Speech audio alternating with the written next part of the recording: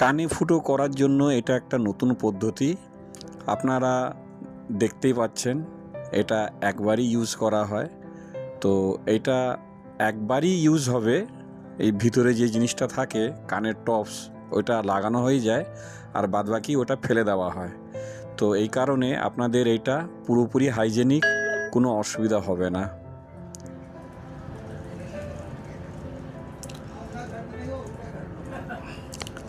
আর আপনারা নিশ্চয়ই কন্ট্যাক্ট করবেন যদি ভালো লাগে।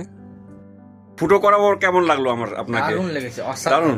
ব্যথা লেগেছে কি? না না, একদম আমি প্রথমে ভয় পাচ্ছিলাম, হ্যাঁ। তারপরে যখন মেরে দিলাম আমি বুঝতেই পারিনি যে ফুটো হয়ে গেছে। আচ্ছা আচ্ছা আচ্ছা, থ্যাংক ইউ। আর আমি তো প্রথমেই নার্ভাস হয়ে গেছিলাম। আচ্ছা, কিন্তু আচ্ছা। দাদা বললেন যে যেমন চিমটি কাটা হয়, আচ্ছা পিঁপড়ে একটা কামড়ালে যেরকম, তার থেকেও কম লাগলো আমি যখন ফুটোটা করলাম। আচ্ছা। আর আপনাদের কমেন্টে বলুন আমাকে কেমন লাগছে ফুটো করার পর।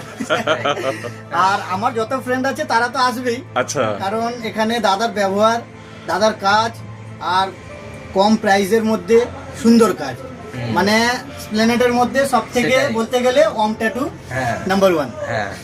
আমার কাজ যদি আপনাদের ভালো লেগে থাকে, আমার মোবাইল নম্বর দেওয়া আছে, আপনারা যোগাযোগ করে আসবেন। Thank you.